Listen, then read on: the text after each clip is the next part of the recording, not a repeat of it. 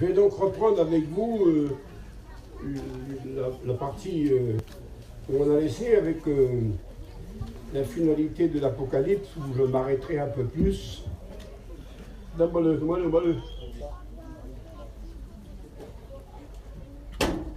Oui. Je vous le dirai après, parce que ça sera pour après. Voilà. Bon, c'est bien. Vous pouvez vérifier sur le téléphone, vous verrez que c'est bien comme ça. Ruben me l'a fait voir. Je ne sais pas comment le mettre dans les parties, mais enfin, on verra bien. Nous avons parlé, il y a dans Esdras, au chapitre 7 et au verset 10, un verset que je voudrais que Ruben lise.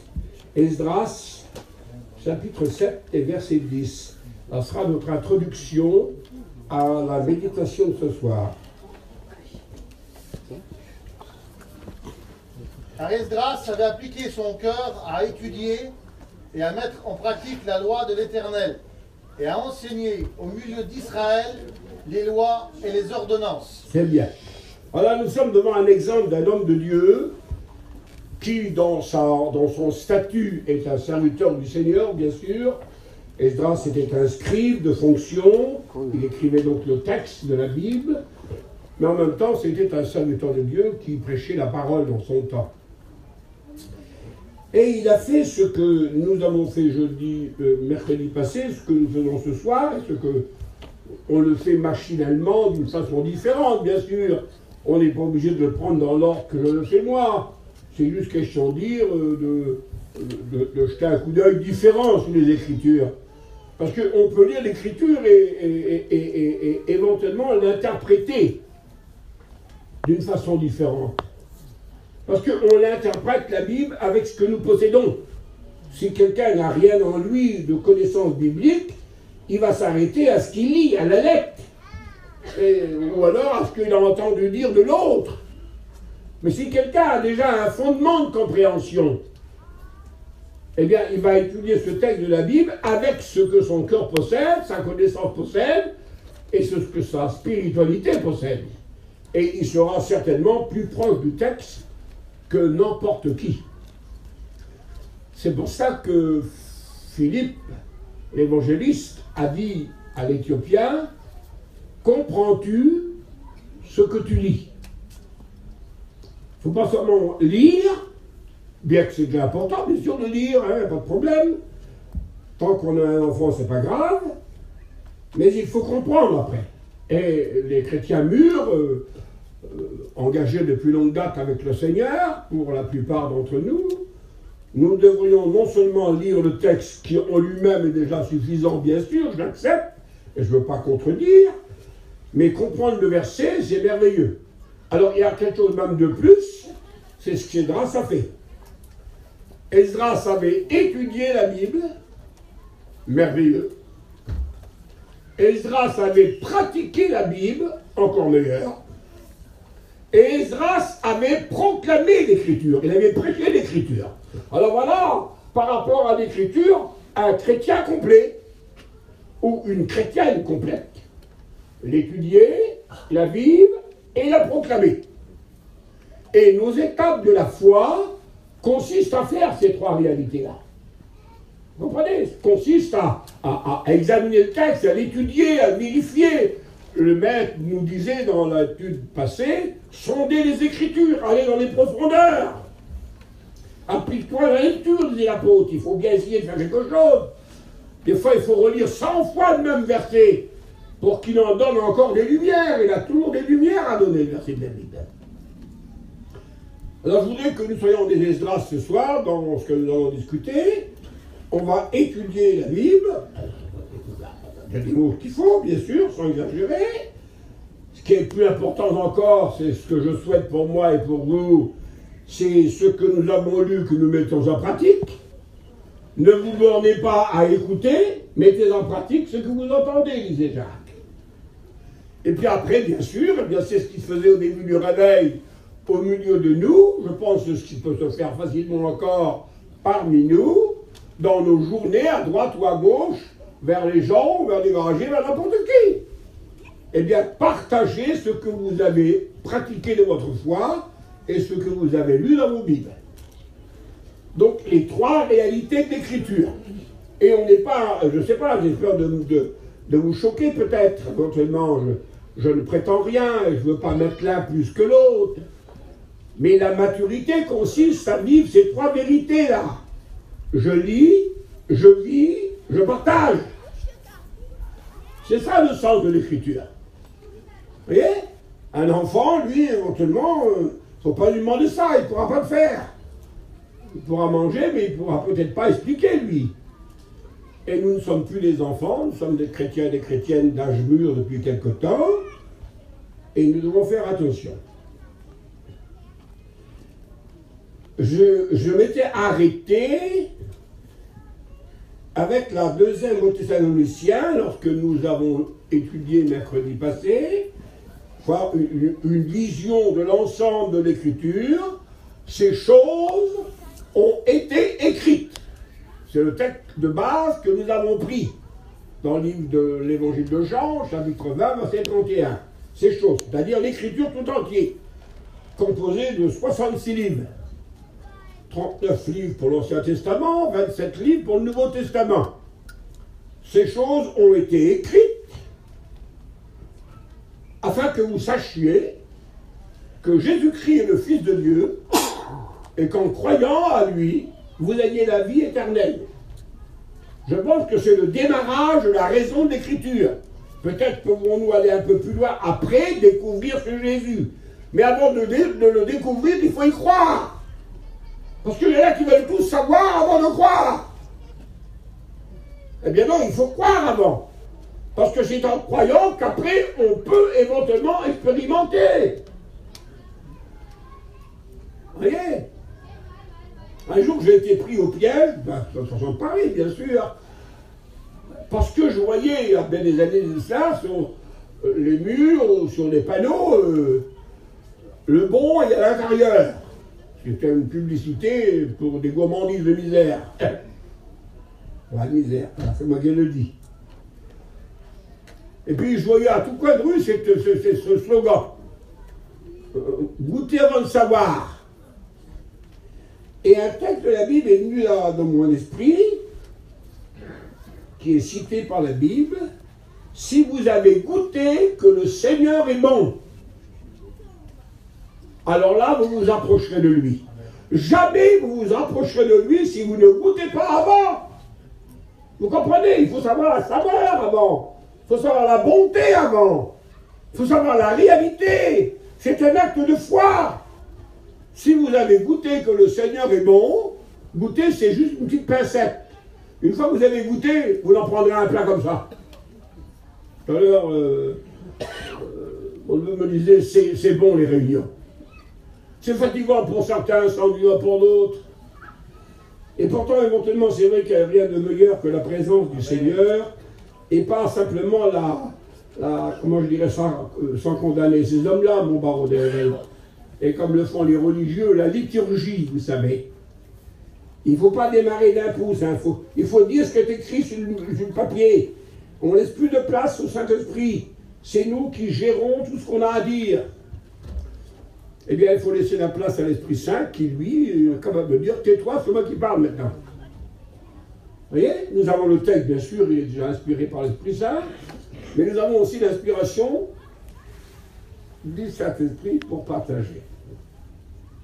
Alors, je ne vais pas tout redire, je vais vous dire les dernières notes et m'arrêter en priorité sur l'Apocalypse, et c'est pour ça que j'ai voulu prendre le drapeau pour vous parler après.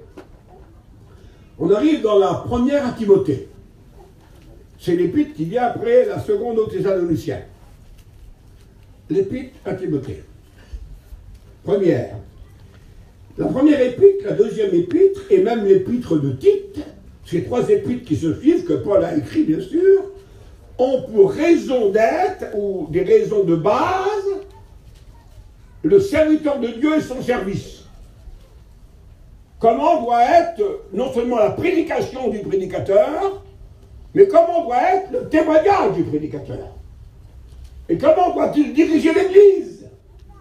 Et comment doit-il s'y prendre avec la jeune femme, la vieille femme, le vieillard, le jeune homme? Paul donne toutes les conditions nécessaires à un serviteur de Dieu dans ces 3 épîtres pour pouvoir éventuellement construire dans l'Église une base solide. Donc, ce sont les épîtres pastorales, on les appelle. Mais il y a bien sûr aussi des notes importantes, très importantes à connaître, c'est comment, 1 Timothée, première raison, c'est comment le serviteur de Dieu doit conduire son Église. Les textes sont là, voilà. On ne fait pas ce qu'on veut dans l'Église. Tu sauras comment il faut se conduire dans l'Église, disait Paul. Il y a une façon de se conduire. On ne marche pas à l'aventure, écrivait-il, on ne fera pas de l'air, mais on fait attention. Il y a un règlement dans l'Église qui a été donné par la Bible. C'est la règle de doctrine, une règle. Je ne sais pas, moi, malheureusement, je vais être obligé de vous expliquer mes petites misères. Pour rien, pour peut-être 3-4 à l'heure de plus, ça fait 3 fois que je saute avec mon permis. Parce que je n'ai pas respecté la règle. Voilà, vous voyez, c'est pas grand-chose. Oh, mais c'est rien de marcher 5 à l'heure de plus. Oui, pour moi, c'est rien. Même 50 à l'heure de plus, c'est rien pour moi. Oui, mais pour la loi, c'est une infraction. Alors pourquoi c'est peut-être rien ça, ou rien ça? Ah oui, mais pour le Seigneur Jésus, dans la règle, c'est quelque chose. Il y a une règle de conduite. Vous comprenez bien? Je disais aux élèves, vous prenez une règle, moi je me rappelle, sur les marchés autrefois, je le faisais, ben, souvent il y avait des contrôles. C'est vrai, je pense que ceux qui font les marchés, peut-être, il n'y en a plus beaucoup qui le font maintenant, mais ils le savent en montant à moi, en tous les cas, il y en avait. Une règle d'1 mètre, elle était plombée. Il y avait un cuivre par là, il y avait le stemplo dessus. C'était le maître officiel. Et lorsque le Christophe venait, vous voyez votre maître, vous étiez réglé. Si vous auriez eu un morceau de bois, j'avais pris les morceaux de bois et j'avais marqué, ben j'étais passible d'une amende. Il fallait un maître officiel décrété par le gouvernement. Vous prenez votre maître là, et vous voulez en faire un deuxième. Parce que le copain ne l'a pas à côté de nous là. Alors vous prenez un morceau de bois, un carré ou rond, peu importe, et vous le mettez à côté de votre maître là. Et vous le coupez. Il va être pratiquement presque pareil. Mais il va avoir 1 millimètre de plus ou 1 millimètre en moins. Ça m'étonne qu'il soit régulier. Maintenant, vous mettez votre mètre réel de côté. Et vous copiez 1 mètre sur un autre morceau de bois, mais sur le morceau de bois que vous avez copié là. Alors là, vous êtes sûr que vous êtes dans l'erreur à fond là. Il va manquer de plus en plus. Et au bout du 10e morceau de bois que vous avez fait, eh ben, il fera 1,5 m ou il faut 95. Parce que lorsqu'on ne copie plus sur la règle, automatiquement on dévie. C'est pour ça qu'il faut toujours revenir à l'évangile. L'évangile pour moi, l'évangile pour vous. Avec moi, elle ne sera pas plus sucrée, elle ne sera pas plus salée, elle ne dira pas toi c'est spécial, tu peux. Non, elle me dira ce que j'ai à dire. Elle me dira ce que j'ai à faire. Il n'y a aucun problème. Que vous soyez le fils du monsieur untel ou madame untel, la Bible ne fermera pas les yeux sur nous. Elle ne nous ouvrira pas, elle nous dira que la vérité, là la valeur de la Bible. Alors, les épîtres à Timothée, lorsqu'on les lit, qu'on fait attention, la première, j'arrive maintenant, eh bien, serviteur de Dieu, c'est nous qui sommes en cause pour priorité maintenant, nous devons diriger l'Église d'après l'Écriture. Et pas diriger d'après vie lumière. Et pas diriger d'après un pasteur qui a des idées farfelues. Parce qu'il pense comme ça, il croit comme ça, parce qu'il l'a écouté par un tel, l'autre l'a écouté par un tel, et puis c'est écrit non pas dans la Bible mais dans les commentaires, très dangereux. Il y a des commentaires qui sont merveilleux, mais alors il y en a qui sont extraordinairement dangereux.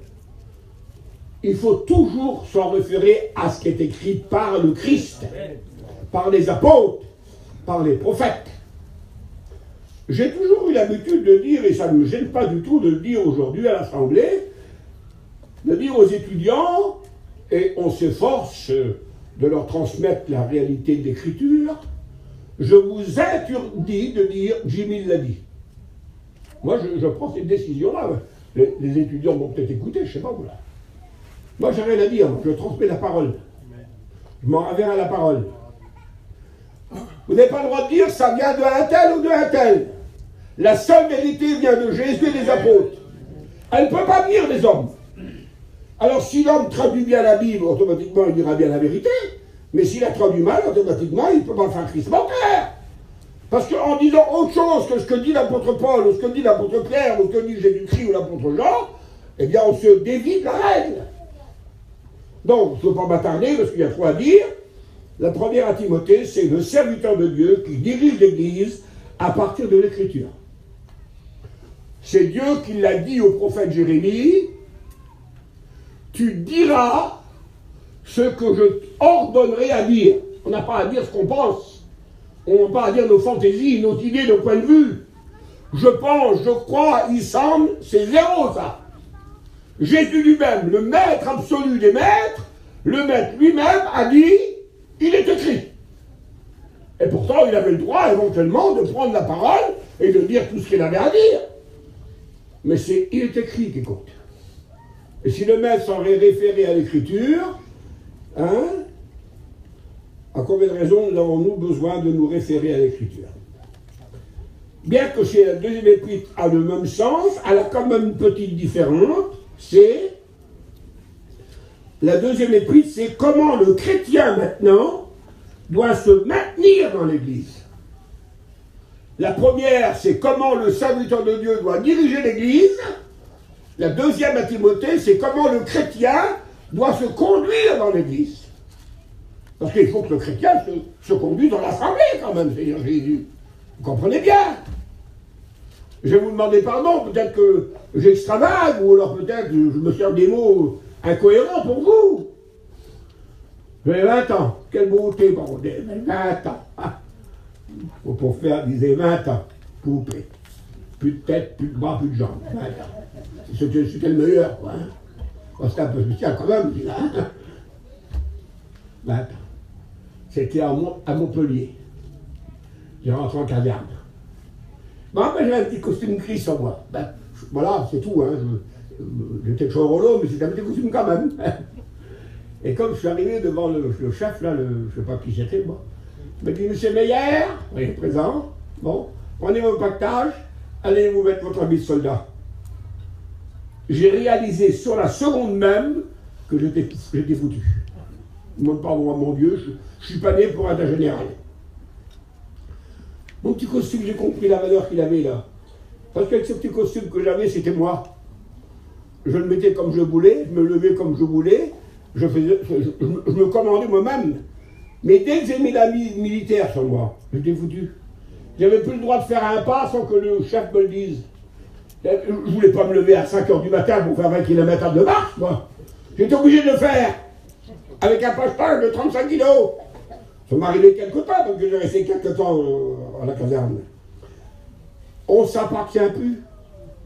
Lorsqu'on est dans l'église de Jésus, on ne s'appartient plus. Vous n'avez pas le droit de faire ce que vous voulez, ce qui vous plaît.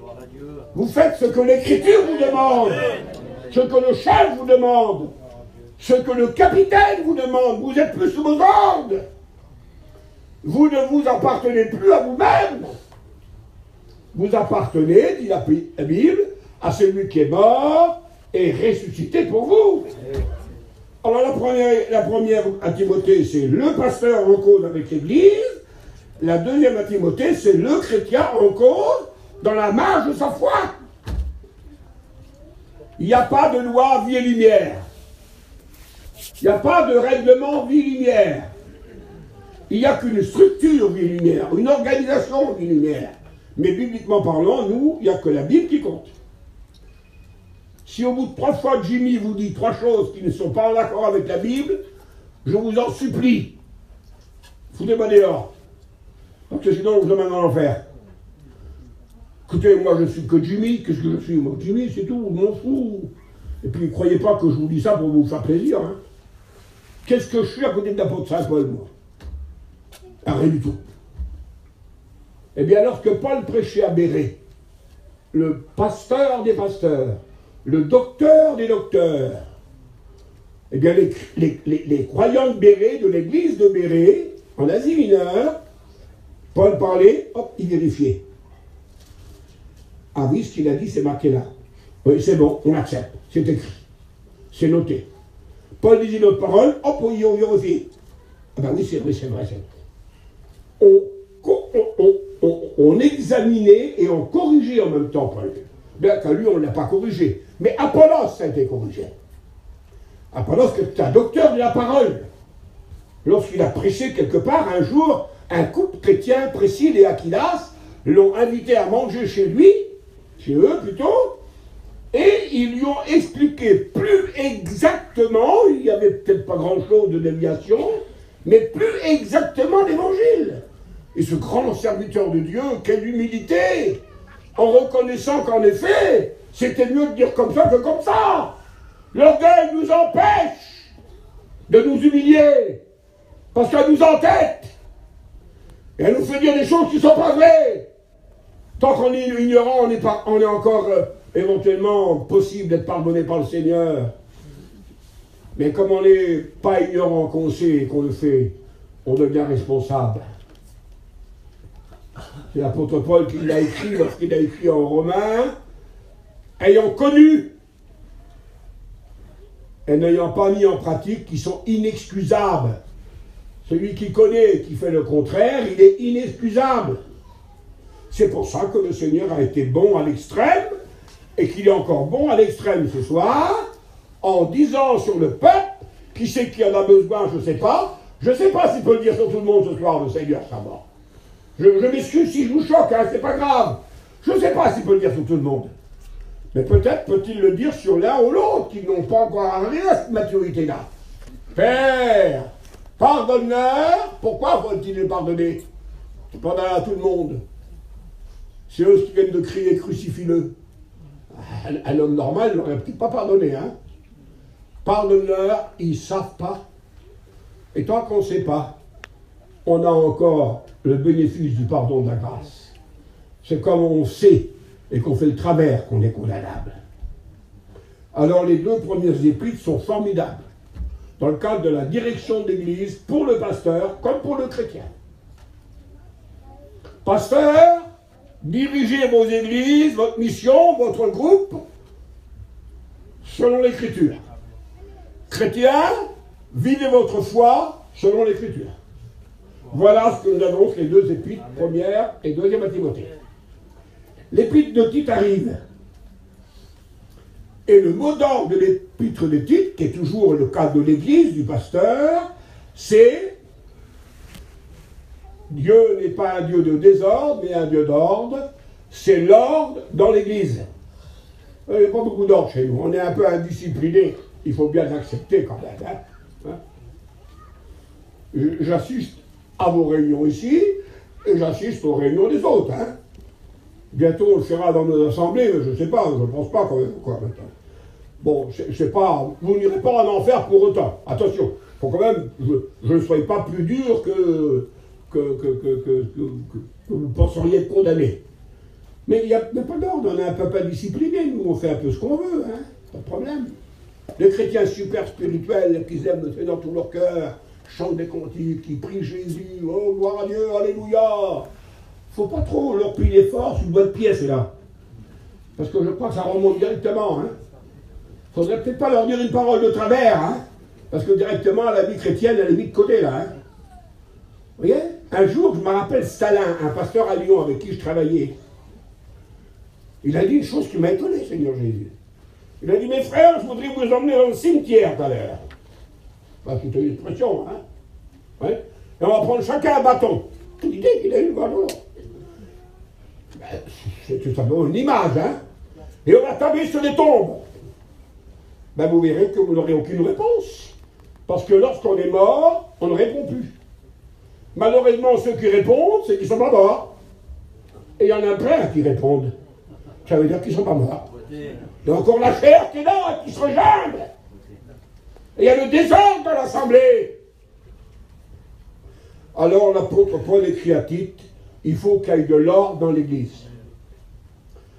de l'ordre au niveau spirituel, dans votre foi, de l'ordre au niveau de l'organisation, du respect des pasteurs qui organisent, qui dirigent.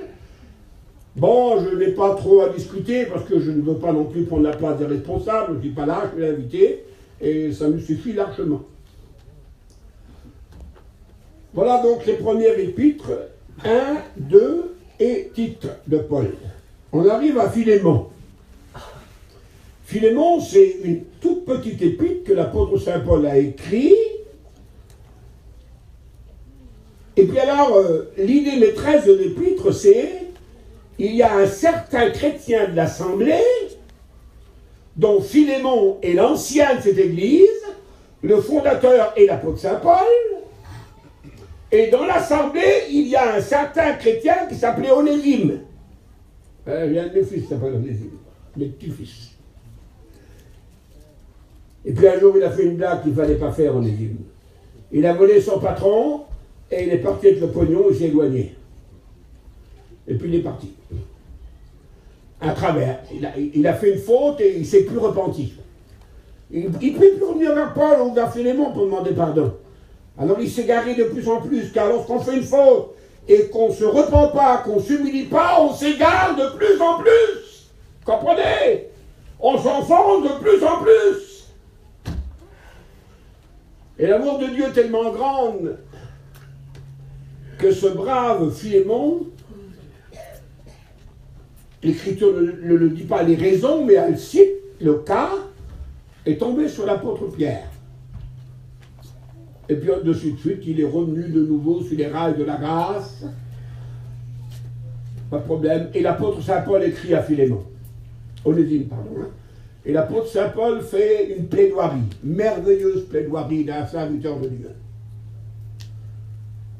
Paul était l'ancien de Philémon, chef de l'Assemblée, si vous voulez. Et il t'a dit, et il écrit en disant, je te fais une demande pour Philémon, mon fils. Si tu es mon ami, la faute qu'il a fait, tu la mettras sur mon compte à moi, et tu lui pardonneras. Tu le recevras comme tu me recevrais à moi. Lorsque Paul venait dans cette église-là, Philémon mettait sa maison à la disposition directement, avec les plus grands honneurs d'un homme de Dieu, ce qui était normal. Mais Onésime, s'il aurait venu, il a jeté dehors directement. Hein. Et Paul plaide pour Philémon. Il plaide pour le pécheur. C'est le symbole du Seigneur Jésus qui plaide auprès de son Père pour le pécheur qui a dérobé, qui a triché, qui a menti, qui s'est enfui, qui a vécu dans le bourbier. Si tu me tiens pour ton ami, pardonne-le et mets-le sur mon compte. Et lui qui depuis longtemps a été inutile, il va être utile maintenant. C'est une plaidoirie d'amour.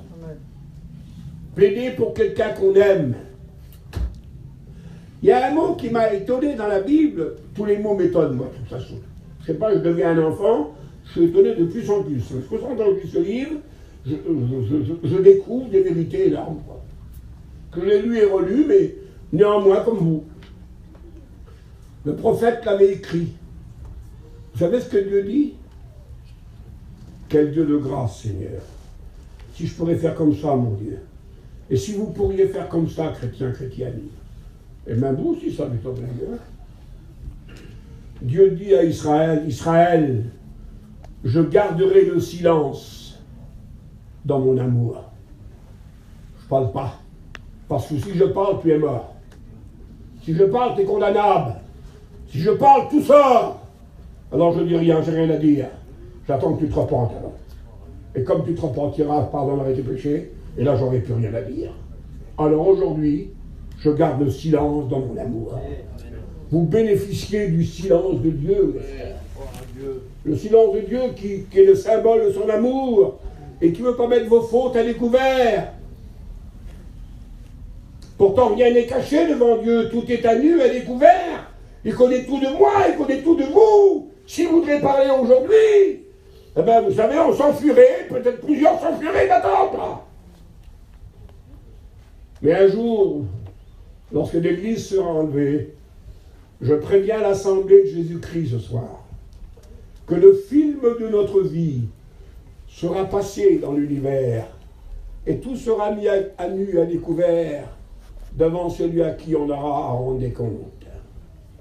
Aujourd'hui, le Seigneur a un message à transmettre à l'Assemblée. Et il veut dire, j'efface ton péché comme un nuage. Il n'y a plus rien comme on efface, c'est plus de trace. Et ton iniquité comme une nuée. Je ne me souviendrai plus de tes fautes.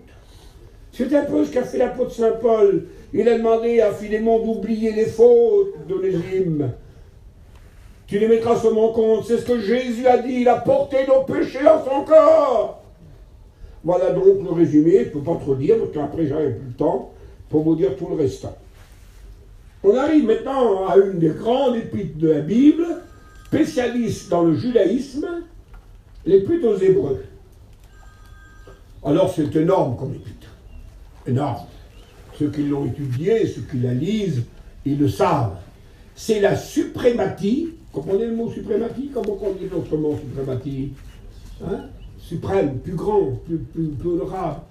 C'est la suprématie du Nouveau Testament sur l'Ancien Testament. Ou de la Nouvelle Alliance sur l'Ancienne Alliance.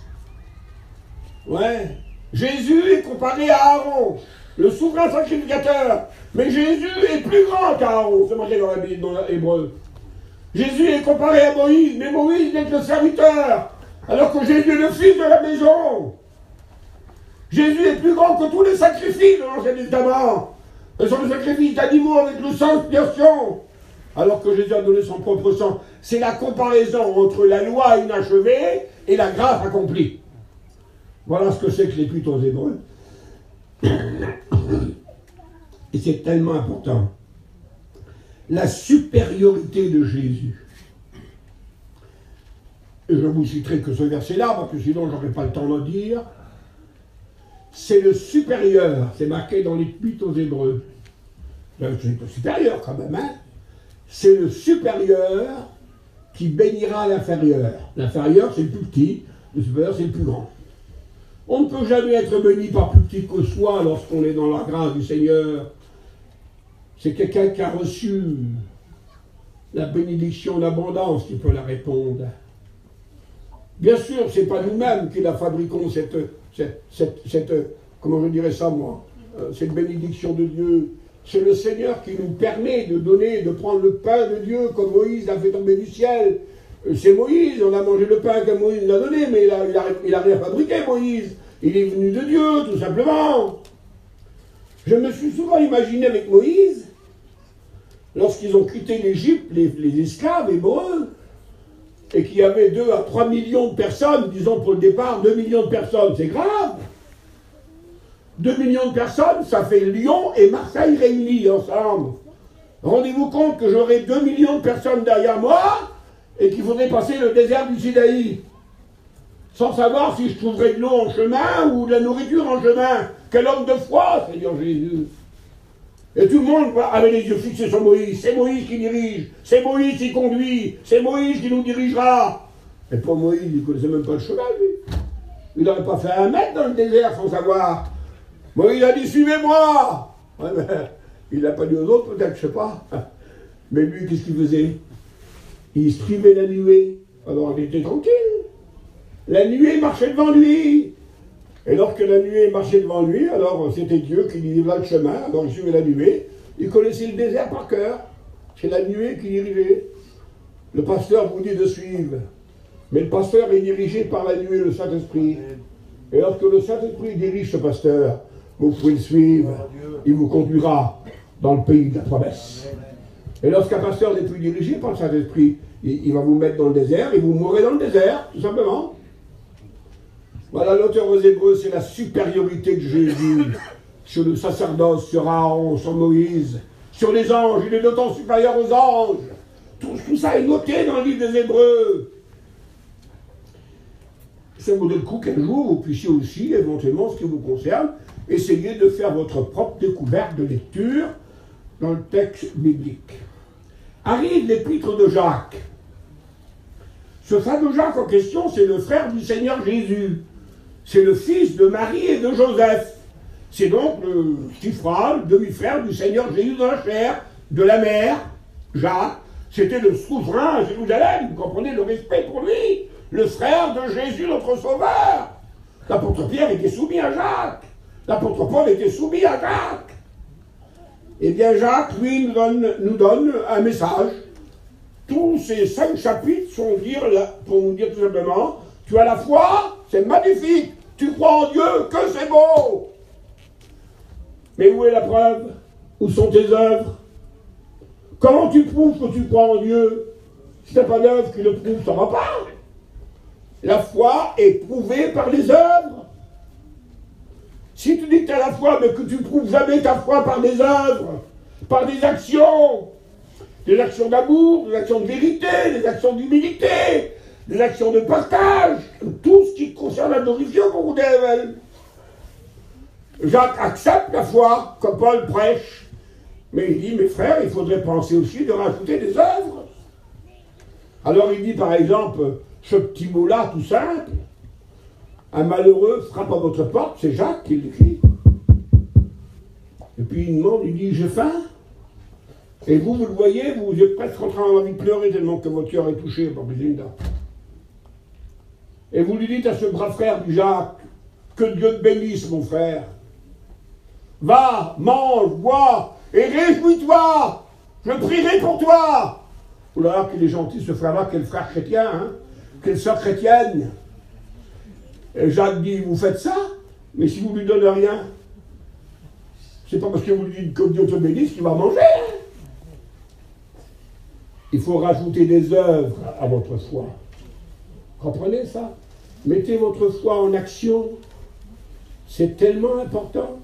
Car la foi sans les œuvres, elle est morte. Elle est morte. Elle est morte, la foi dans les œuvres. Il y a des catholiques qui font plus d'œuvres que vous.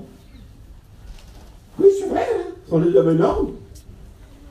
Mais eux, s'ils le font par rapport à leur religiosité, ils n'ont pas connu la grâce de la rédemption.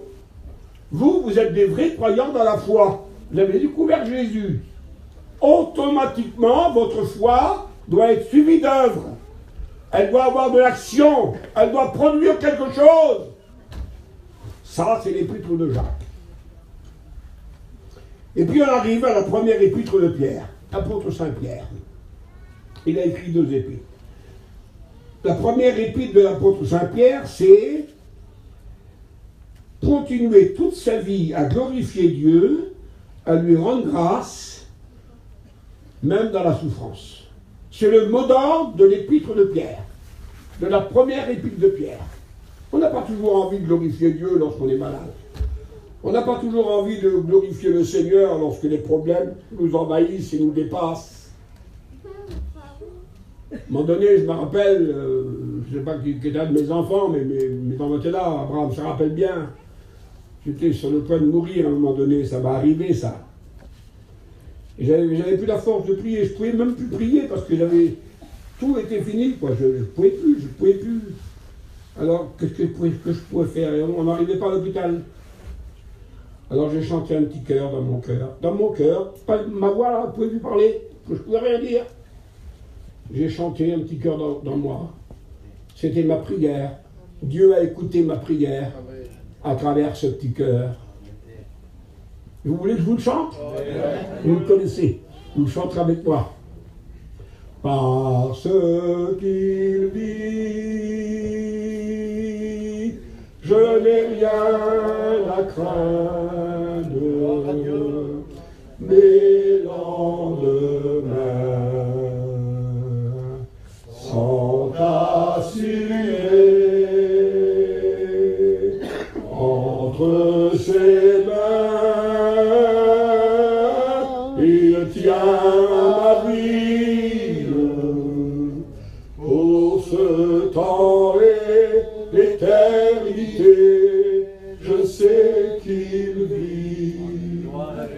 Ce petit chant, certainement Dieu l'a entendu. C'était ma prière. Seigneur, ma vie est dans tes mains. Et personne ne pourra nous y en ravir. Eh bien, la première épître de Pierre, c'est continuons à aimer Dieu. Continuons à être fidèles à Dieu. Continuons à servir Dieu. même si la vie nous apporte des misères, des déboires, des soucis, des problèmes, à quelque ordre que ce soit.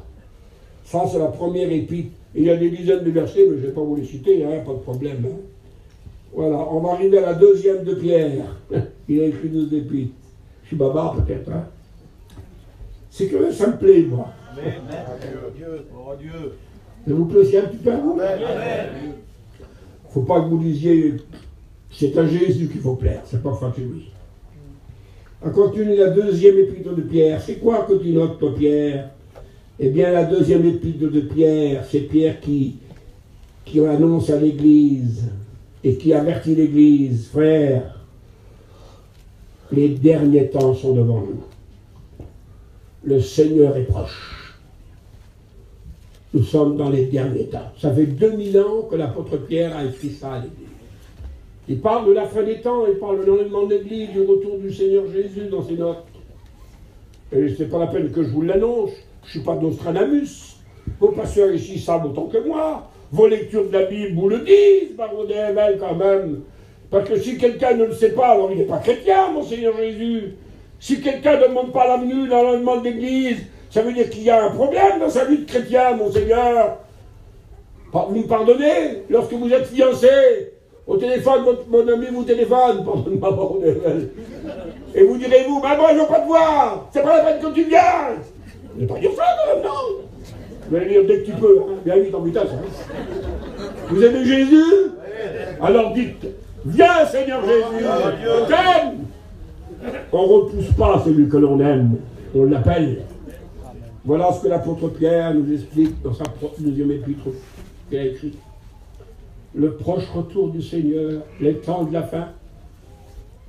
Et chaque jour nous rapproche de lui. Que son saint nom en soit béni. Merci au baron des Hével. Après ça intervient la première épître de Jean. L'apôtre Saint Jean, l'apôtre de l'amour. La première épître de Jean. Oui. Et là, la première épître de Jean, c'est le mot maîtresse, le mot clé. C'est la communion avec Dieu dans l'amour. Et il n'y a pas de communion avec Dieu en dehors de l'amour. C'est l'amour qui nous unit à lui. C'est la communion de l'amour avec Dieu. Et si vous voulez la communion avec vos frères, eh bien il vous faut l'amour. Comment communier entre nous si on n'a pas l'amour? On va se perdre. Prenez garde. Si vous vous mordez les uns les autres, vous finirez par vous dévorer les uns les autres, dit la Bible. Eh bien l'apôtre Jean dit des dizaines de mots, mais il donne ce mot-là comme centre de sa première épître, la communion avec Dieu et avec nos frères, rendue possible par l'amour. Comment quelqu'un peut dire « j'aime Dieu que je ne vois pas, mais je n'aime pas mon frère que je vois ». C'est pas possible. C'est pas possible. L'apôtre Saint Jean refuse, et Dieu refuse, et Jésus refuse. Et puis moi, mon tout petit comme ça, une petite poussière, moi je refuse aussi de toute façon. Si on aime Dieu, on aime son frère. Si on aime Dieu, on ne calomnie pas son frère, on n'accuse pas son frère. On ne vinchave pas son frère. Vinchave, maudire son frère. Que Dieu vous y aide. La deuxième épître de Jean, s'il vous plaît, que c'est important, très important. La deuxième épître de Jean nous donne ceci. Christ commande et dirige l'Église avec 2 bases de vérité. La vérité dans l'amour. Vous voyez, l'amour est toujours là, parce que c'est le disciple de l'amour, monsieur là. Mais l'amour a besoin de vérité, parce que lorsqu'on aime, on est faible, à plat. Et puis lorsqu'on est trop vrai, il est trop dur celui-là, ça va pas ça. Il fait condamner. Mais lorsqu'on unit ensemble la vérité et l'amour, on est équilibré. On dit que des bonnes choses, que des vraies choses. On ne cherche pas à plaire, on ne cherche pas à accuser, on cherche à bénir. Eh bien, pour la deuxième épître de Jean, c'est l'amour dans la vérité, ou la vérité dans l'amour. Méfiez-vous de ceux qui aiment en dehors de la vérité, c'est dangereux. Méfiez-vous avec ceux qui parlent de la vérité mais qui n'ont pas d'amour. C'est dangereux. La vie chrétienne consiste à vivre de l'amour dans la vérité. Et c'est le message de l'apôtre Saint Jean dans sa deuxième épître, que Dieu en soit béni. Et puis sa troisième épître, eh bien c'est le résumé de l'amour en toutes choses. L'amour fraternel, l'amour entre les frères et sœurs. Personne n'est oublié, personne n'est ignoré. On peut avoir des copains, c'est assez légitime d'avoir des intimes. Jésus en avait bien un intime, l'apôtre Jean, le seul qui avait le droit de se mettre sur la poitrine du Seigneur. Il était jeune peut-être, était plus innocent que les autres n'oseraient pas le faire peut-être. Mais le troisième de Jean, c'est l'intimité de l'amour entre frères. Cet amour de Dieu qui est dans nos cœurs nous permet d'aimer les uns et les autres. Et Jésus l'avait dit de cette phrase, si vous aimez ceux qui vous aiment, c'est pas grand-chose, hein. Les païens sans Dieu le font pareil. Hein. Vous croyez que les païens n'aiment pas ceux qui les aiment? Vous croyez que les païens n'aiment pas leur père, leur mère, leurs frères, leurs enfants? Ils aiment même leurs chiens bientôt. Jésus a dit l'amour va plus loin. Aimez ceux qui vous maltraitent. Aimez ceux qui vous maudissent. C'est pas facile, hein. C'est un peu plus dur. Et moi, souvent, je me suis dit, mon Barodel, tu me demandes trop. Moi, je ne suis pas capable, Barodel. Hein? Parce que il faut dire la vérité, aujourd'hui, hein, avec les foyers disloqués, les familles séparées, tout juste, on arrive à aimer son cousin ou sa cousine, ou son frère ou sa sœur. On a vu des morts à cause, justement, de la haine dans les familles. Et c'était pas loin de nous, ça. Eh bien, le Seigneur m'a répondu, comme il aurait répondu à tous les chrétiens ici présents. Tu ne peux pas, tu peux aimer ton père, ta mère, ton frère, ta sœur, c'est normal. J'ai même pas besoin de te donner mon sacré prix pour le faire, tu le fais tout seul sans moi. C'est vrai ou pas vrai, oui? Mais bien sûr.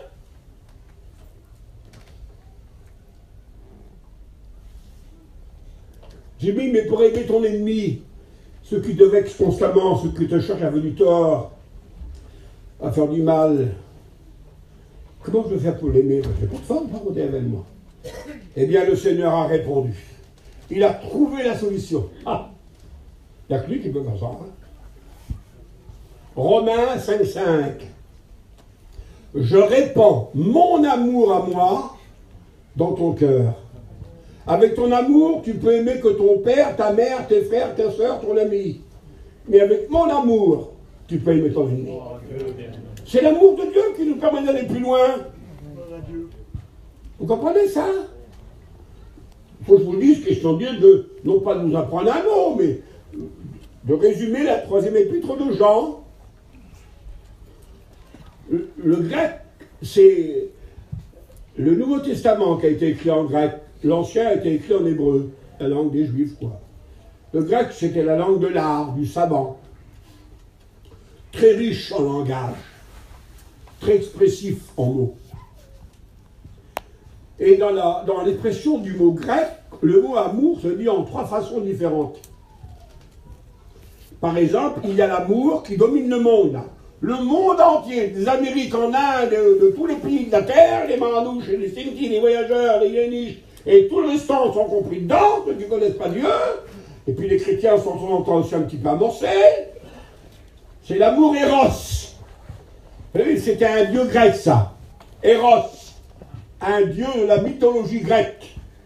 C'est le dieu de la souillure, l'amour du corps, l'amour de la chair, l'amour du péché. Ça s'appelait Eros.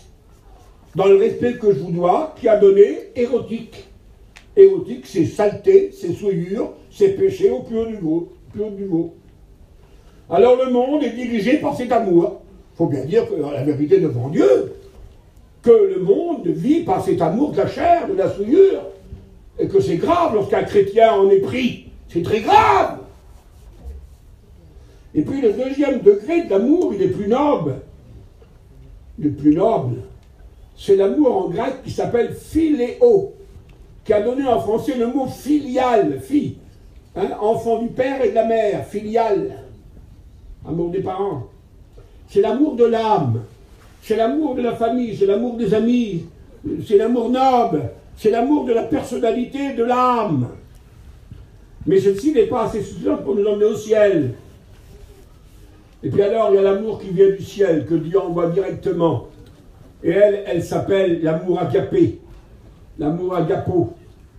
C'est cet amour que le Saint-Esprit met dans nos cœurs et qui nous permet d'aimer Dieu au haut niveau, d'aimer nos frères, Amen. Et puis en même temps d'aimer nos ennemis. Alors, bénissez Dieu pour l'amour filéo. Aimons ceux qui nous entourent, nos bien-aimés frères et sœurs, nos amis, nos parents, nos amis. Mais si vous voulez avoir de l'amour pour vos ennemis et pour votre Dieu au plus haut niveau, pas d'y consacrer votre vie, corps, âme et esprit, eh bien il nous faut cet amour que résume l'apôtre Saint Jean, l'amour agapé, qui a donné agape, réunion de frères qui s'aiment. Un agape, c'est réunion de frères qui s'aiment. Partage de frères qui s'aiment. Ça existait dans l'Église primitive, des agapes fraternelles. Hein? Oh, je sais que vous allez me jeter une pierre. On fait beaucoup d'apéritifs, mais on ne fait pas beaucoup d'agapes dans l'église. Une apéritif, c'est pas un agape. Hein? Un agape, c'est partager son pain avec celui qui n'a pas. C'est donner un petit mot à celui qui n'a rien. C'est recevoir à sa table des pauvres, des malheureux. Apéritif, chacun amène sa bouteille. Hein? Bon, ça, moi, j'ai rien à dire, hein. De temps en temps, je participe aussi, hein. Je ne veux pas être ascendé quand même. Bon, enfin, quand même, il faut régler un peu la situation, hein, dans le correct, quoi, c'est tout. Bon, je crois que j'en ai dit assez. Hein. Troisième épître de Jean. Et puis, nous allons presque terminer avec l'épître de Jude. Jude, c'est le frère du Seigneur Jésus. C'est aussi le fils de Marie et de Joseph. Et lui, il a écrit la plus petite épître de la Bible. Et son mot d'ordre, et c'est important, ça, hein, Jude écrit, « Il faut, frères, que vous persévériez jusqu'à la fin, jusqu'au bout, dans la foi. » La persévérance dans la fidélité. Pas marcher 6 mois, 3 mois, 1 an, tranquille, et puis après, tout abandonner. Mais aller jusqu'au bout.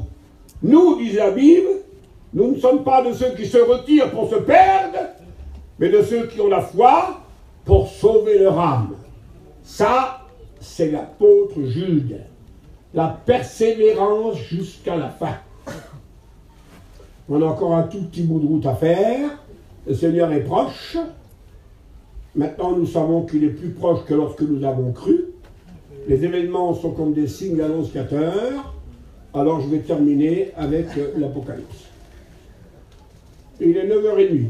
J'en ai pour une petite demi-heure, j'en ai largement assez. C'est très bien. Alors on a fait un peu le tour d'horizon des épîtres, des évangiles. Ça me paraît nécessaire de connaître ces petits détails. Et puis avec l'aide de Dieu, de les mettre en pratique.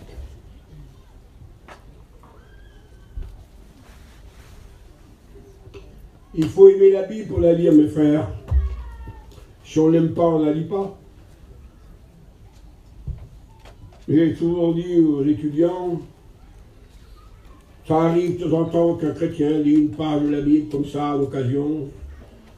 Mais quelqu'un qui aime Jésus veut savoir ce qu'il a écrit, c'est sa lettre. C'est sa lettre, comprenez bien ça. C'est sa lettre. Transmis par le Saint-Esprit, écrit par les apôtres, par les prophètes. Et si vous aimez quelqu'un qui n'est pas là, qui est absent, alors vous lisez sa lettre. Demain, lorsqu'on sera en sa présence, dans la gloire, la lettre n'aura plus sa raison d'être. Ça ne sera plus la peine de lire sa lettre, parce qu'il sera là avec nous, on sera là avec lui. Mais pendant qu'on n'est pas encore avec lui, mais qu'il est avec nous par le Saint-Esprit, dans sa présence divine, alors il est nécessaire que nous puissions lire l'Écriture. Que Dieu vous y aide. Pourquoi j'ai pris le drapeau? Je ne sais pas, il y a des footballeurs parmi nous, il y a des spécialistes. Hein. Moi, je suis un petit rien à côté de vous, là. Voilà comment va le drapeau français, vous voyez? Côté, côté. De l'autre côté, c'est pareil, non? Il est rouge, là. Bon. Ah non, ça commence par le bleu, France. La France, c'est ça. Non, oh bah non. Oui. Voilà le drapeau français. Hein, on va chanter la Marseillaise à l'heure. Bleu, blanc et rouge. Vous êtes d'accord que le drapeau français, ça? Vous répondez pas? Regardez maintenant.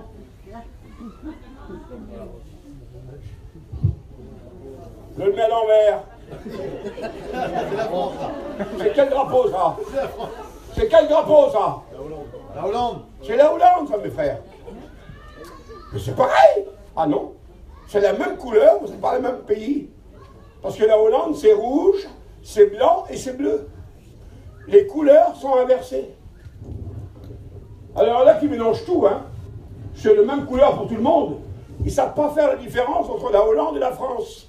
Quelqu'un qui connaît un petit peu, il sait que le drapeau français, c'est bleu, blanc, rouge.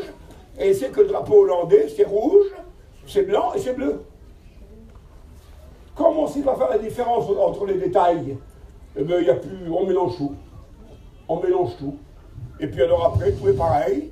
Et puis on enduit tout le monde en erreur. Lorsqu'on sait faire la différence, eh bien on voit un drapeau bleu, blanc, rouge, on dit c'est la France qui est là. On voit un drapeau rouge, blanc, bleu, on dit c'est la Hollande qui est là. Vous avez compris ce que je viens de vous dire là? Les détails dans la Bible sont très importants. C'est un petit détail de rien, ça. Mais tout à l'heure, en lisant l'Apocalypse, ça m'a sauté aux yeux. Seigneur, mon Dieu, mais c'est la même chose, mon frère, c'est la même chose. Non, c'est deux pays différents, ça. Tout dépend de quel côté tu le mets. Si tu le mets de côté-là, c'est la France. Si tu le mets de côté-là, c'est la Hollande. Alors, il y en a qui mettent les versets à l'envers. Et si tu les mets à l'envers, eh bien, ils ne sont plus à l'endroit. Est-ce que vous comprenez ce que je dis là? Il n'y a aucun verset de la Bible qui est mauvais. C'est la façon de le placer qui trouve sa valeur. Si vous mettez un verset à l'endroit qu'il ne faut pas, vous ne pouvez plus continuer. Parce que vous faussez le pulse. Vous savez ce que c'est qu'un pulse? Les morceaux sont tout petits, ils se ressemblent. Il n'y a pas de différence tellement qu'ils se ressemblent. Et si tu le mets là, ça y est, tu crois l'avoir trouvé. Mais tu es coincé, tu ne peux plus rajouter. Et puis tu ne peux plus continuer, tu fausses le jeu. Mettre un verset là où il ne faut pas, tu fausses la Bible. Et tu ne peux plus continuer ta doctrine. Pas possible. Il faut que nous puissions apprendre à mettre les choses en leur place. Ça va là. Ça va là. Vous voyez? La même couleur nous apporte ici la différence de deux pays différents. Alors je termine l'Apocalypse. J'ai écrit quelques petits mots. Par exemple, ces petits détails de rien là. Pourquoi l'Apocalypse, comme le drapeau et les cibles blanc-rouge, d'un côté c'est l'Hollande, de l'autre côté c'est la France, pourquoi l'Apocalypse, elle présente la bête, c'est l'Antéchrist, qui monte de la mer, Apocalypse chapitre 13, et puis qui montre, Apocalypse 18, la bête qui monte de l'abîme. C'est la bête.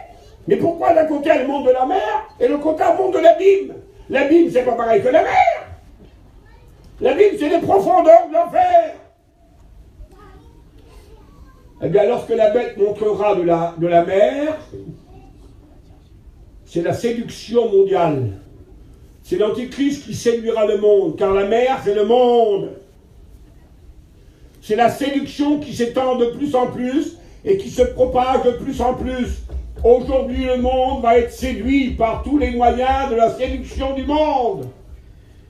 Mais lorsque la bête montera de l'abîme, eh bien, c'est plus la séduction, c'est le carnage, c'est la destruction, c'est la période de grande détresse, qu'on appelle la grande tribulation dans l'expression de l'Écriture.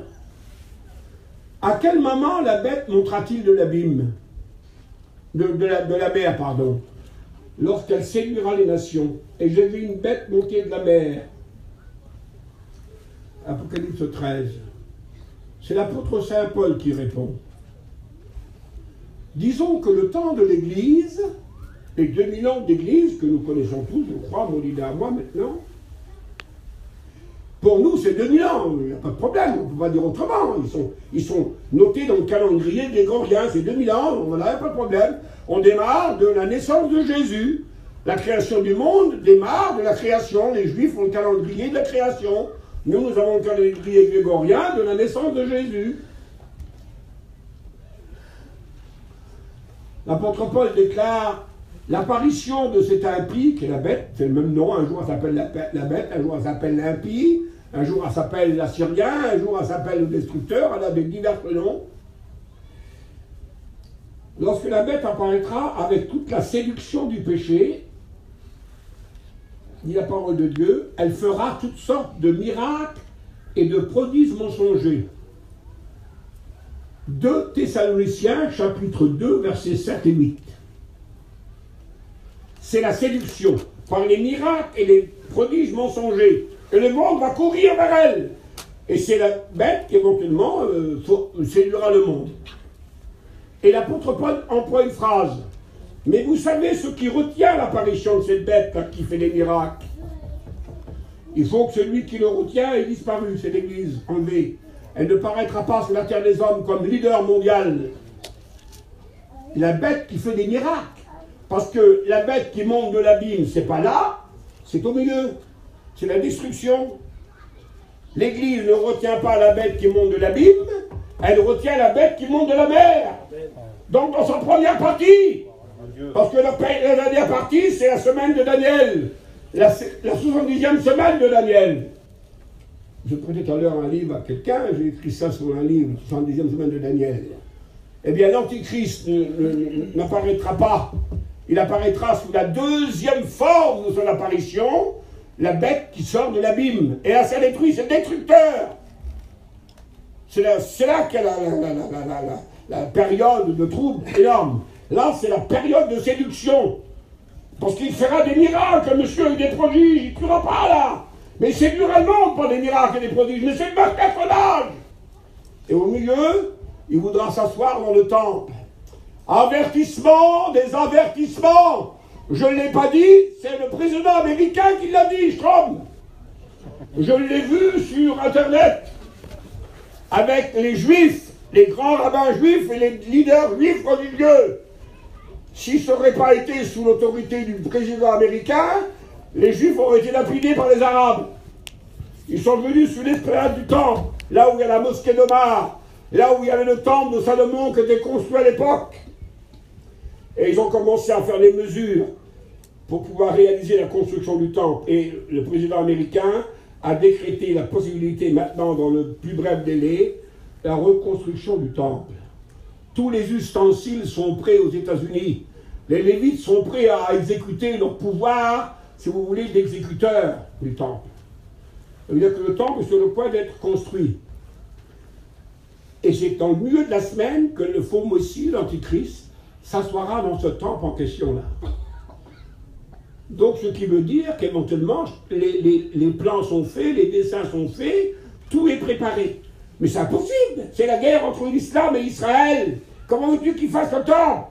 Eh bien, avec l'autorité financière et politique, l'autorité militaire, les États-Unis vont donner l'autorité et les Arabes accepteront. Il va falloir qu'il y ait une fausse paix qui se fait entre l'islam et Israël. Et derrière l'islam, eh bien, il y a tous les pays ennemis d'Amérique, et derrière Israël, il y a tous les pays, les alliés américains et européens. Bon, je ne vais pas vous faire de la politique, je ne connais pas la politique, moi. Tout est prêt pour que ce mot de l'apôtre Saint Paul arrive. Lorsque les hommes diront paix et sûreté, la ruine soudaine les surprendra. Et la ruine arrivera lorsque l'Antichrist s'assoira dans le temple et se proclamera lui-même Dieu. Je ne sais pas si vous comprenez, Seigneur Jésus. Excusez-moi, je n'ai pas de façon de vous expliquer. Alors, pourquoi la bête? Elle a deux façons de se présenter. Elle se présente, elle sort de la mer, c'est les nations de la terre. Elle séduit les nations. Et la bête qui séduit les nations, là, si vous avez lu Apocalypse chapitre 13, elle est particulière. Si vous avez lu Daniel, vous les trouverez, les quatre bêtes là. Ce sont les 4 royaumes qui ont dirigé le monde et qui ont dominé en priorité Israël. Parce que la prophétie, elle démarre d'Israël. La première bête qui sort de la mer, 600 ans avant Jésus-Christ, c'est un lion avec des ailes. C'est l'empire de Nabuchodonosor. Et il a dominé le monde, la première empire mondial. Il a dominé le monde entier de l'époque, y compris Israël, bien sûr. Et il était symbolisé par un lion, le lion ailé. Et il a vécu comme ça quelques années de domination. Mais une deuxième bête est arrivée, dit Daniel, un ours. Et il a détruit le lion, il a pris la place. Il a dominé le monde. Et il a dominé Israël. Israël a été dominé par le lion et par l'ours. Et l'ours, c'est l'empire des Mèdes et des Perses. Ils ont régné un peu plus de 200 ans. C'est la deuxième bête qui est là. La bête, c'est les personnages qui dirigent le monde sans âme, sans amour, avec férocité, méchanceté, mensonge, le symbole des bêtes, les bêtes impures. Lorsque la Bible déclare dehors les chiens, elle ne parle pas du petit chien comme les harissons, là, hein. Elle parle des hommes impurs. L'homme animal, écrit l'apôtre Saint Paul. Eh bien, voilà l'homme animal, le lion, l'ours. Et le troisième bête qui sort de la mer, c'est un léopard. Un léopard. Il a 4 ailes, celui-là. C'est comme une 4 ailes Renault. Hein. Il a 4 ailes. C'est Alexandre le Grand, le Macédonien. Il a dominé le monde. Il a détruit l'empire des Mèdes et des Perses. Il a pris la place. Il a dominé le monde. Il a dominé Israël. Ça veut dire qu'Israël a toujours été dominé. Jésus appelle ça le temps des nations. Dans l'évangile de Luc, le temps des nations qui domine Israël. Et puis Alexandre le Grand a été détruit par la dernière bête qui sort de la mer, le monstre, aux dents de fer. Elle écrase tout, elle brise tout, elle détruit tout. C'est l'Empire romain. L'Empire romain qui a duré 700 ans sur la terre et qui s'est coupé en 2 après. Et Israël a été dominé. Il a été dominé par les 4 bêtes différentes les unes des autres. Ça, c'est la séduction. Parce que lorsqu'il voit sortir la 4e bête de la mer, de l'Empire, elle a une particularité, cette 4e bête-là. Elle a 10 cornes. Pour l'instant, elle a 10 cornes. Ce sont les 10 royaumes. Cette bête-là va fournir les 10 royaumes de l'Europe. Il faut que je vous donne un petit peu d'histoire. Pardonnez-moi de vous citer un peu d'histoire, mais afin que vous puissiez le comprendre. Rome a dominé le monde 700 ans, avec une main de fer. Et puis après, il n'y a eu plus de conquêtes. Les conquêtes se sont arrêtées là. Puis Rome a retombé dans l'orgie, dans l'indiscipline est venue, tout ce qui s'ensuit.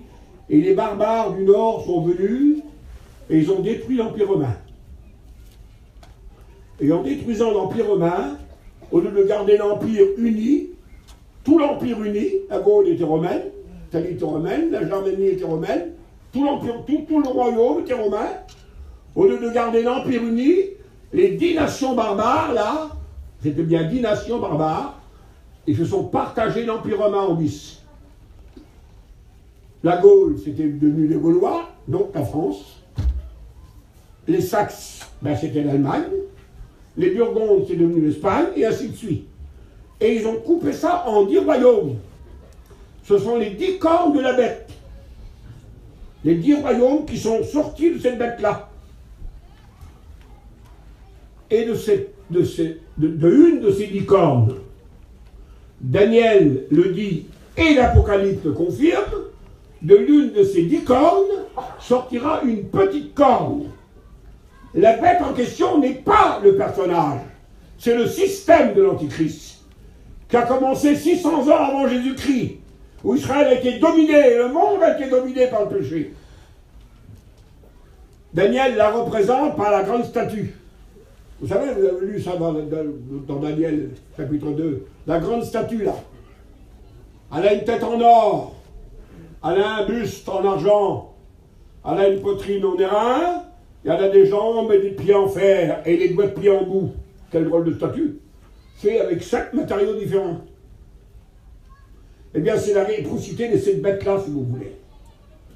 Nebuchadnezzar était la tête en or, le premier dominateur mondial d'Israël et du monde. La deuxième, les Mèdes et les Perses, en argent. La troisième, en bronze, Alexandre le Grand. La quatrième, en fer, c'est la bête féroce, là, de l'Empire romain qui brise tout. Et puis, la statue se termine avec des pieds en boue, et en fer et en argile. Un royaume dur et un royaume souillé.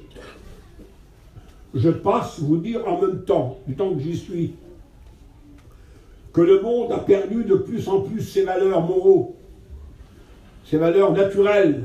Même Machalmen est au milieu de nous. Ce qui n'existait pas il y a encore 30 ou 40 ans en arrière, je me rappelle, hein. Eh bien aujourd'hui, on se permet tout ce qu'on veut, on n'a plus de respect à l'égard de tout le pourrait, enfin tout ce qu'on voudra, voilà, vous faites ce que vous voulez, moi c'est pas mon affaire. Mais enfin quand même, le respect est parti au milieu de nous. On n'aurait jamais vu ce qu'on voit aujourd'hui au milieu des Sinti, pas possible. Il y avait du respect chez nous. Maintenant il a disparu. Et je ne vais pas citer de citations pour gêner les gens. Eh bien, la valeur de l'homme disparaît plus on arrive à l'échéance. L'or, une valeur sûre et certaine, se transforme en argent. C'est encore une valeur, mais c'est beaucoup moins. L'argent se transforme en airain. Ça brille, mais ça ne vaut plus rien. L'airain se transforme en fer. C'est fini, c'est plus rien. Et pour finir, pour la fin des fins, le fer se transforme en boue. C'est la souillure. Nous sommes rendus dans cette partie de la statue. Nous sommes dans un royaume de souillure, dans un royaume de péché, dans un royaume d'abomination, où tout se fait en plein jour aujourd'hui. Les grands leaders du monde, dans le respect que je vous dois, on les connaît tous comme des hommes un peu spéciaux. Je ne veux pas dire le mot, bien sûr que non. Donc nous sommes rendus à la fin. Nous sommes rendus dans cette partie du monde où bientôt la petite pierre que aucune main ne jette va frapper la statue, le monde, et elle va s'écrouler. Le monde disparaîtra. Et la petite pierre, qui est le Christ, la pierre angulaire, deviendra la grande montagne. C'est le royaume millénaire sur la terre qui régnera pendant 1000 ans. Et nous sommes rendus dans cette échéance-là. Alors je me suis dit, mais pourquoi la bête, elle a deux façons de sortir? Eh bien, c'est la dernière semaine de Daniel qui est coupée en deux. 3 ans et demi de séduction, 3 ans et demi de destruction. Elle sort de la mer, elle sort de l'abîme. C'est le diable incarné. Malheur à la terre, malheur à la mer. Apocalypse 12.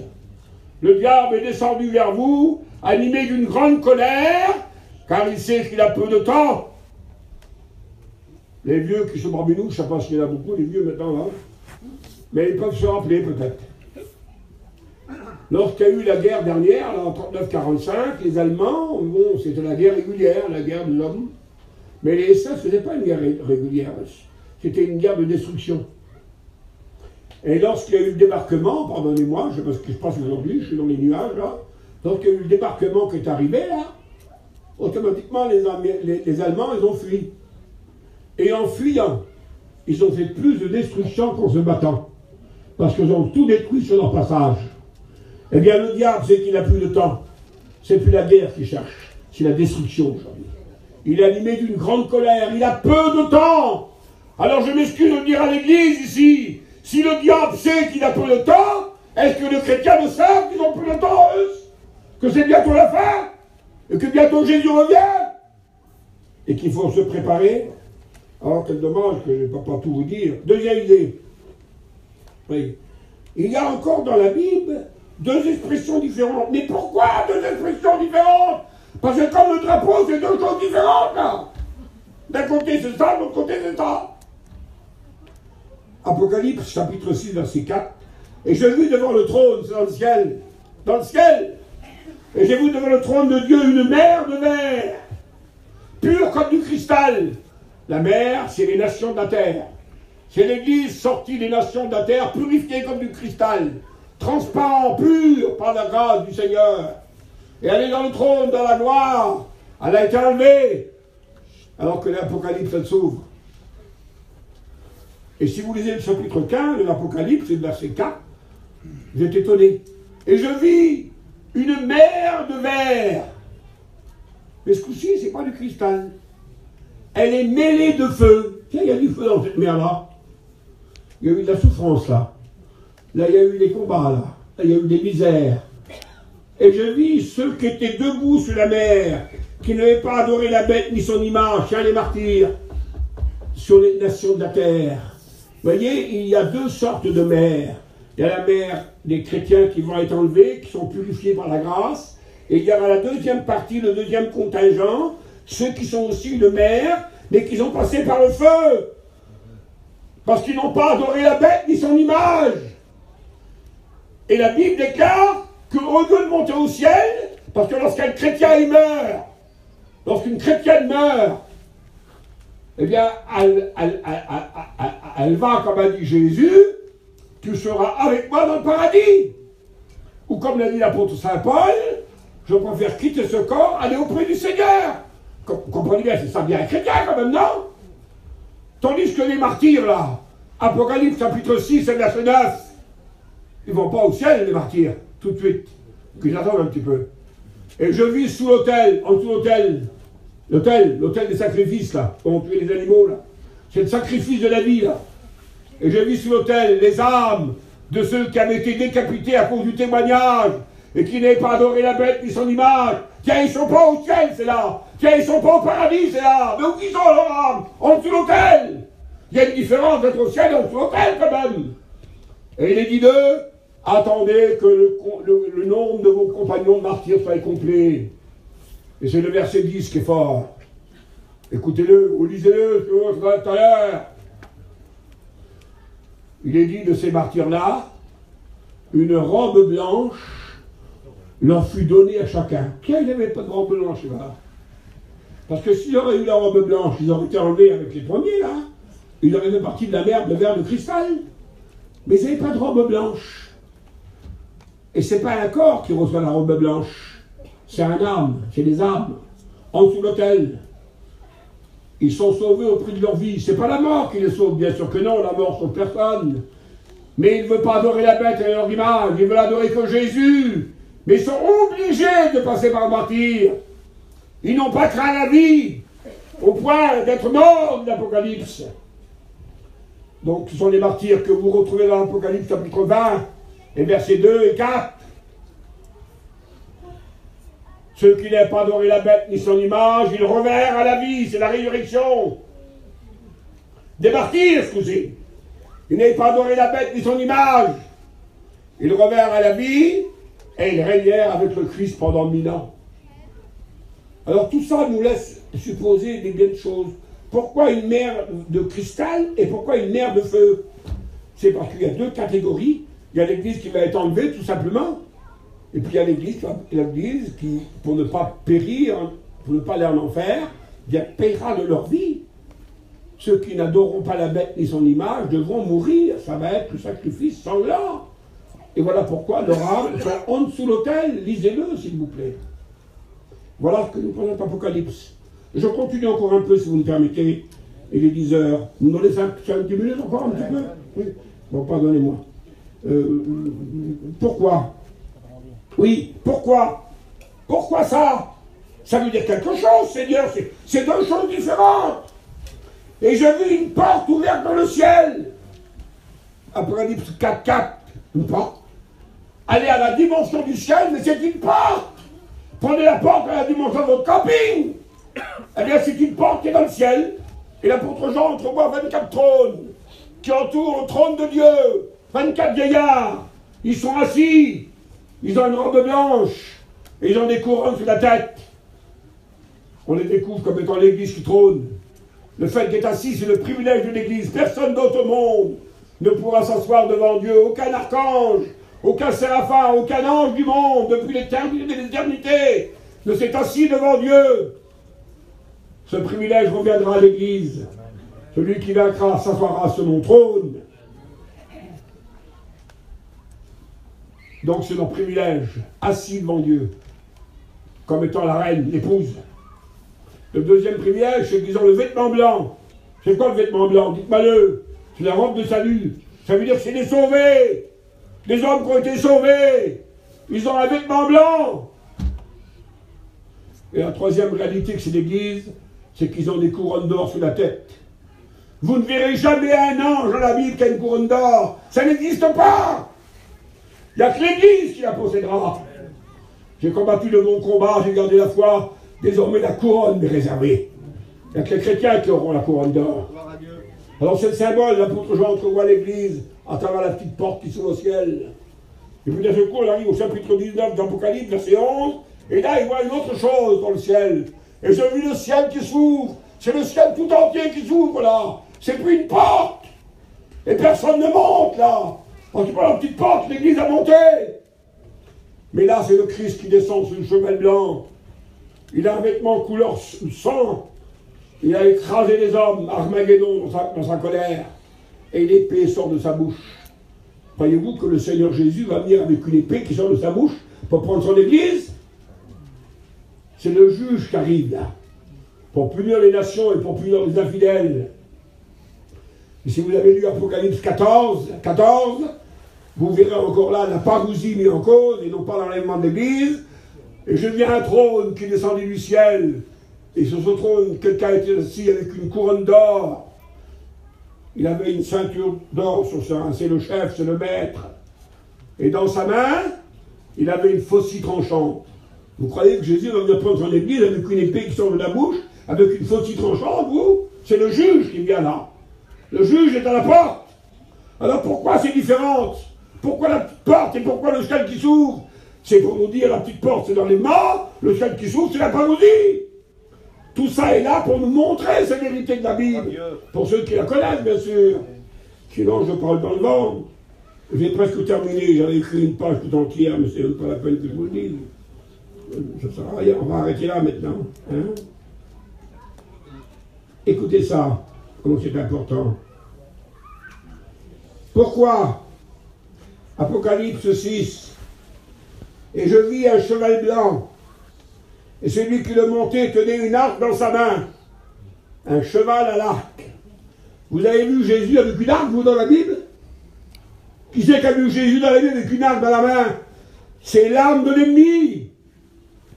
Le vrai sauveur. C'est Apocalypse 19, 11. Il est sur le cheval blanc, lui. Mais il vient avec l'épée, avec sa parole. L'Antichrist, il vient avec l'arc, le faussaire. Il veut imiter Jésus. Mais l'arme est différente. C'est pas la même arme. Vous ne verrez jamais Jésus avec une faucille tranchante. C'est pour le jugement. La Bible déclare c'est pour la vendange. Il coupa la vendange et il acheta dans la cuve de la colère. Apocalypse chapitre 6.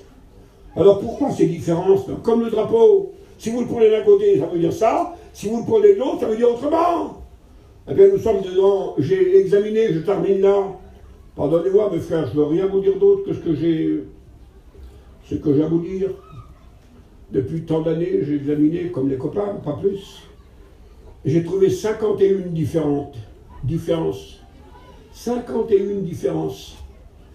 La Bible est formelle, affirmative, par les prophètes, par les apôtres, par Jésus, entre l'enlèvement de l'Église et entre la parousie. Dans l'enlèvement de l'Église, Jésus revient pour nous enlever. Où est-ce qu'est le rendez-vous avec le Seigneur, là? Vous le savez, vous lisez la Bible, vous, là? 1 Thessaloniciens, chapitre 4, verset 16. Les morts vont ressusciter, les vivants vont être transformés, et nous serons, nous l'Église, nous serons sur la nuée. C'est pas le Seigneur qui est sur la nuée, c'est nous l'Église. Et nous irons à la rencontre du Seigneur dans les airs. Il reste dans les airs, le Seigneur. Je ne sais pas quel auteur, c'est marqué dans la Bible. Mais la parousie arrive. La parousie arrive. Et Zacharie le déclare et Matthieu le confirme. Et le Seigneur descendit. Il paraîtra. Et en ce jour, ses pieds se posera sur la montagne des Oliviers. Il ne restera pas dans les nuées. Il posera ses pieds sur la terre. Il n'enlève personne là. Il vient pour châtier, il vient pour juger la bête, le faux prophète et les ennemis. Et il vient pour régner et faire son millénium. Alors il y a une différence entre le Christ sur les nuées qui attire l'Église et les amène au ciel, et une différence que le Christ descend en mettant ses pieds sur la montagne des Oliviers pour punir et châtier la bête et le faux prophète. L'apôtre Saint Paul écrit, le Seigneur vient dans une flamme de feu pour punir ceux qui ne connaissent pas Dieu et ceux qui n'obéissent pas à l'évangile de Dieu. Alors toutes ces différences-là nous prouvent que l'Apocalypse nous transmet ce message, que c'est bientôt l'heure, tout simplement. Bientôt l'heure où tous ces jours vont s'exécuter. Mais en ce qui nous concerne, ça s'appelle ça le temps de la grande détresse, le temps de la colère, le temps du jugement dernier, qui arrivera 1000 ans plus tard, lorsque les morts sans Christ ressusciteront. Mais là, ça sera la fin du monde, dit la Bible. Mais nous, dit l'apôtre, et il est formel, et je voudrais terminer en vous citant seulement un verset, c'est pas la peine que je vous le dise, je vais vous le citer comme ça. 1 Thessaloniciens, chapitre 4, versets 16 et 17, c'est l'enlèvement de l'Église. Le Seigneur lui-même, c'est précisé par la Bible, c'est le Seigneur Jésus lui-même. Ça ne veut pas dire c'est Jimmy, ça ne veut pas dire c'est un ange, c'est le Seigneur lui-même. Il descendra du ciel. Amen. Pour l'enlèvement d'Église, c'est Jésus qui vient prendre sa bien-aimée.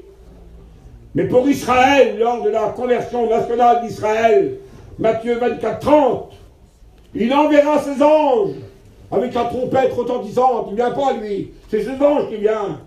Il enverra ses anges. Et les anges rassembleront les élus des 4 vents. Et c'est Israël qui se convertit à son sauveur. Oui, c'est une différence. Le Seigneur lui-même, et là, c'est les anges. Moi, j'attends pas les anges qui viennent m'enlever. J'attends Jésus qui vient m'enlever. Mais Israël n'attend pas Jésus. Ils attendent le roi. Ils ont rejeté Jésus parce qu'il n'était pas venu comme un roi pour régner. Il est venu comme l'agneau de Dieu qui ôte le péché du monde, comme l'homme de douleur. Alors, vous voyez, l'Apocalypse nous montre des portraits. Je pourrais vous en parler pendant des heures. Excusez-moi, j'arrête là maintenant. Je ne veux pas aller plus loin. Mais qu'il est important que nous puissions comprendre ces choses très importantes. Les prophéties s'accomplissent en Apocalypse. Jésus a donné de l'enseignement. Les apôtres ont enseigné l'Église.